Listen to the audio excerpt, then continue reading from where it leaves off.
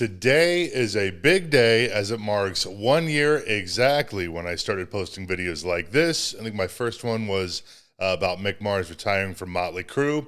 And it's also Halloween 2023. Some of the biggest videos on my channel that I've done in the last year or so are the before they were videos I've done on Steel Panther, Buckethead, John 5, and a few others. You guys seem to like those, save for a few douchebags out there. So today, in celebration of Halloween 2023, I figured it would be fun to take a look at who Robert Cummings was before he became Rob Zombie. Let's go.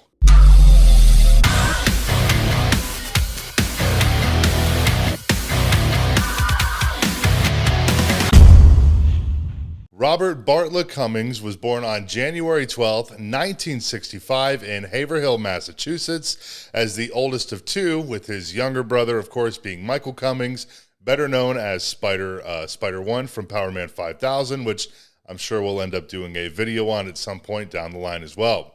Right out of the gate, he had a fascination with both music and horror, admiring the likes of Stan Lee, Steven Spielberg, Alice Cooper, and Bela Lugosi, which is actually where he got the name Rob Zombie and White Zombie. As a child, he admitted, though, quote, "I didn't aspire to be anything. I was just a dopey kid.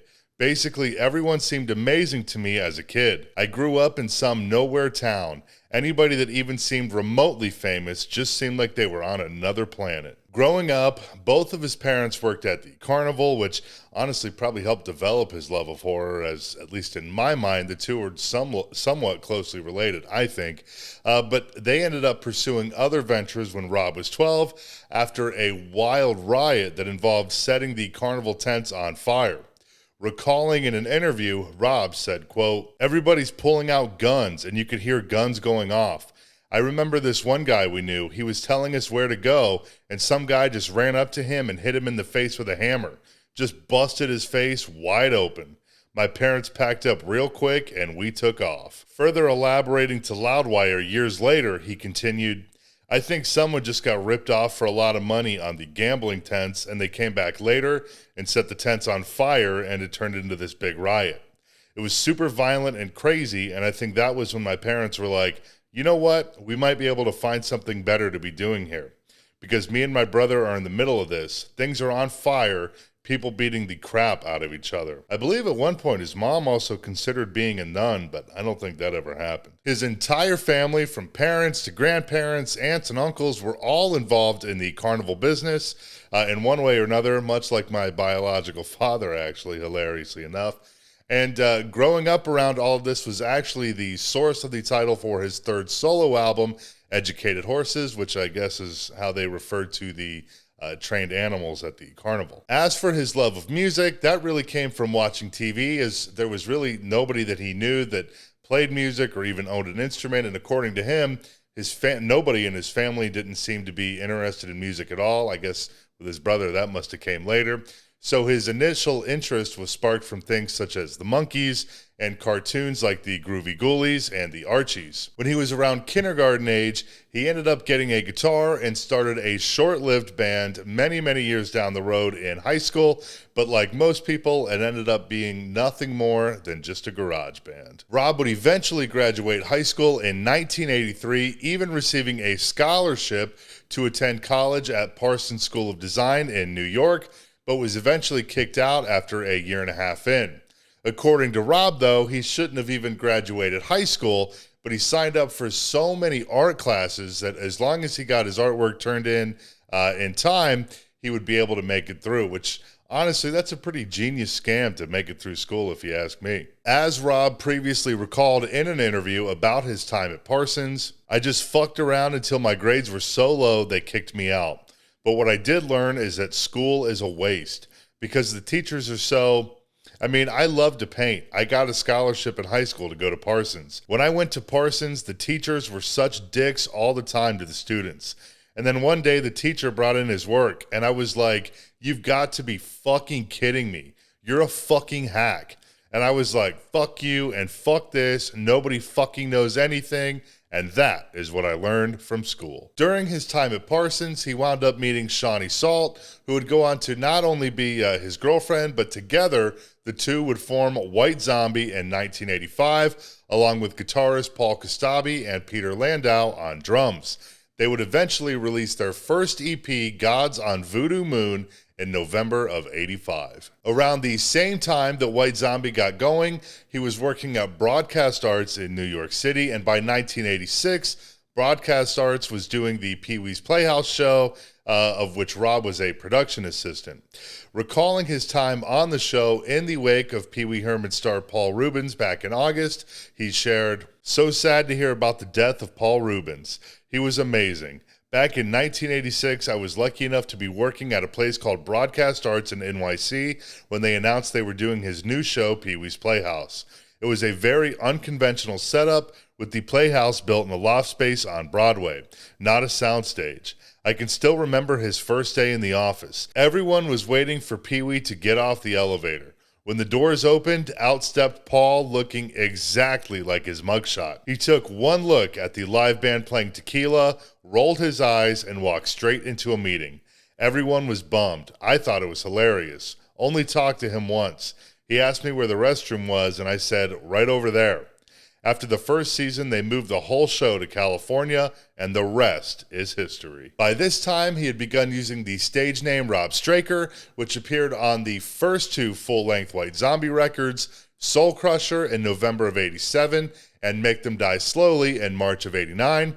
But by October of that year, upon the release of the God of Thunder EP, Robert Cummings, who had been going under the moniker of Rob Straker, finally settled on something a little bit more permanent, Rob Zombie, which would actually end up becoming his legal name in 1996. Jumping ahead now to 1991, which would prove to be a groundbreaking and life-changing year, not only for White Zombie, who would end up signing a deal with Geffen Records, but for Rob as well, as that was right around the time that he and Sean split up, prior to the release of White Zombie's major label debut, La Sexorcisto, Devil Music Volume 1. By 1993, Rob began dating Sheri Moon, and my God, as everybody knows, he must be so wildly in love with her because she's in practically every single thing that he's done since, be it movies or music videos, which we'll get into all the movies and stuff a little bit later on.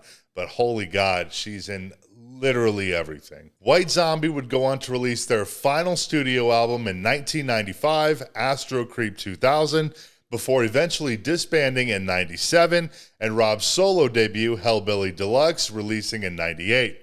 The breakup of White Zombie was certainly not a very unanimous decision, though, as Rob's ex, Sean Yseult, recalled to Mitch LaFon some years back, "I knew that we were breaking up. It wasn't a big surprise, but it was a little bit of a slap in the face to me and Jay," referring to Jay Younger, the former White Zombie guitarist.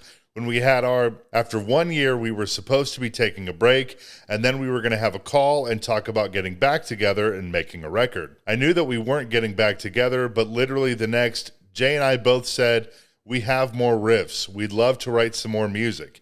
And Rob kept saying, no, no, no. I think we're done. And what are you going to say? You can't tell the singer that he has to sing. Even though our manager told Jay and I that we should go on and continue on with White Zombie and get a new singer, we both refused that. But the slap in the face was that Rob's solo record came out like the next day. So he spent that year making a record knowing the White Zombie wasn't going to be a band again. So that was a little, whatever. But who cares? Really, I didn't care. I moved to New Orleans. I knew that we'd already broke up anyway. Apparently, it was only those two who were kept out of the loop, though, as White Zombie drummer John Tempesta played drums on Hellbilly Deluxe, save for the tracks Meet the Creeper and the Ballad of Resurrection Joe and Rosa Horror, which featured Tommy Lee. At one point, a fan commented that there must be some jealousy between Sean and Sheri, which is why Rob wouldn't reunite White Zombie. And maybe they were right, especially back in those days.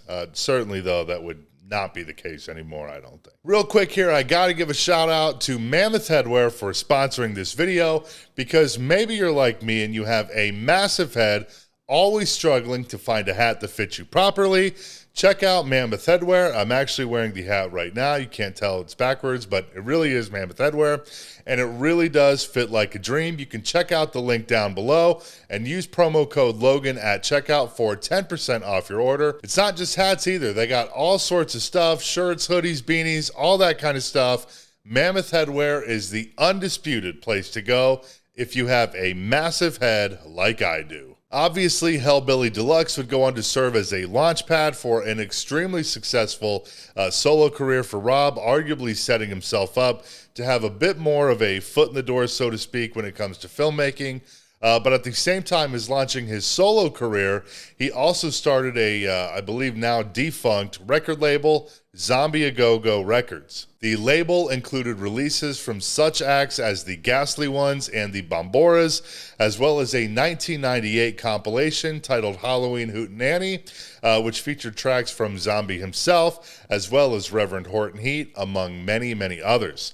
1998 also saw Zombie composing the score for the PlayStation game Twisted Metal 3, along with English industrial band Pitch Shifter. Although House of a Thousand Corpses is Zombie's directorial debut, it was supposed to be with The Crow 2037, for which he had also completed writing the script for the movie, although it never came to fruition as it was decided that it just wasn't quite suited for the franchise. In 1999, Zombie worked with Universal Studios to create a maze attraction based off of the Hellbilly Deluxe record, and through working with Universal on the attraction, it led to discussions of an animated Frankenstein movie that they were working on that Rob tried to get involved with, but ultimately the project never took off. However, when he was discussing with Universal for the following year's attraction, he had pitched the idea of a haunted house, aptly titled House of a Thousand Corpses,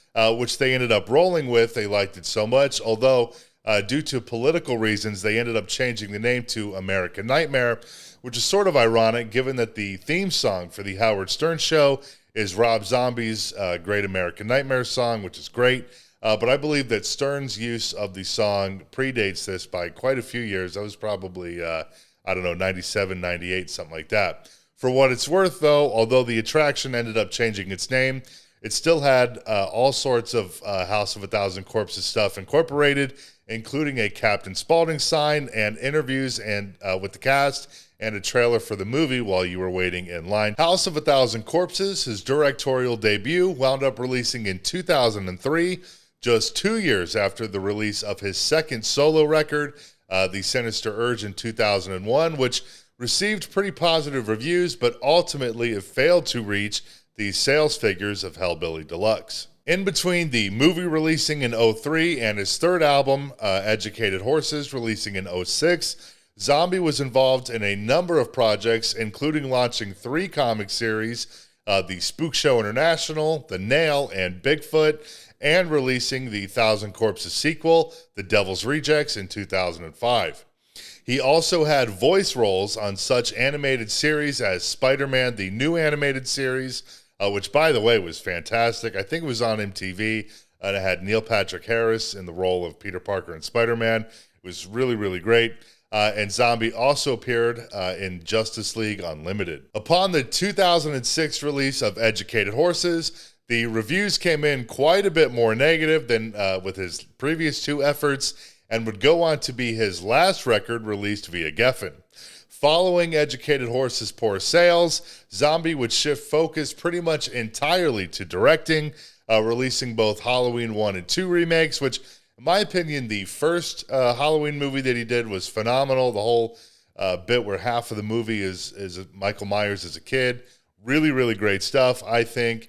But the second one, I don't know. Those bits with the white horse in it or whatever, oh my God, just, I don't know. Kind of lame, I think. He was also supposed to release a movie called Tyrannosaurus Rex, starring Tyler Mane, who actually played Michael Myers in both of Zombie's Halloween movies, but the project ended up being scrapped. However, Tyler Mane had already gained like 80 pounds and grew this huge beard for the role, which is why he looks the way that he does in Halloween 2, as they hated for him to have all that work that he did for Tyrannosaurus Rex go to waste. In the years since, Zombie has gone on to release a handful more movies, including The Lords of Salem in 2012, 31 in 2016, 3 from Hell in 2019, and most recently, the rather divisive film adaptation of the Munsters just last year in 2022. He, of course, has also released a number of albums since Educated Horses, including Hellbilly Deluxe 2 in 2010, Venomous Rat Regeneration Vendor in 2013, the Electric Warlock Acid Witch Satanic Orgy Celebration Dispenser in 2016. My God, what a mouthful. And the Lunar Injection Kool-Aid Eclipse Conspiracy in 2021, with a new one slated for 2024. Still waiting on that Groucho Marx movie as well. He also released his final comic book series, Whatever Happened to Baron von Schock, in 2010. In May of 2021, Rob was a part of a supergroup called LA Rats with Tommy Clufetos, Nikki Sixx, and now former Zombie guitarist John Five. And though they only released one track, a cover of I've Been Everywhere, which is for a Liam Neeson movie, I highly doubt that that band will ever do anything again, given that John Five has since departed Zombie's band to join Motley Crue, with Rob bringing former guitarist Riggs back into the fold as John's replacement. I could go on and we'd end up being here for hours, but the one thing that I do want to point out before we wrap this up is that although so much of what he sings about is sci-fi related, he actually, I kind of found it funny, he doesn't really believe in Bigfoot, aliens, or UFOs, at least as according to him in a 2008 interview. Perhaps he has changed his stance on UFOs by now, though, since according to him, everybody is fucking in them, which, speaking of that, I gotta run as my fiance is waiting for me to dig through her ditch as we slam in the back of our UFO. So I gotta go. But thanks so much for watching. Feel free to subscribe if you want to see more. Thanks to Mammoth Headwear for sponsoring this video, where you can go to mammothheadwear.com, use code Logan at checkout for 10% off your order, and I will see you next time.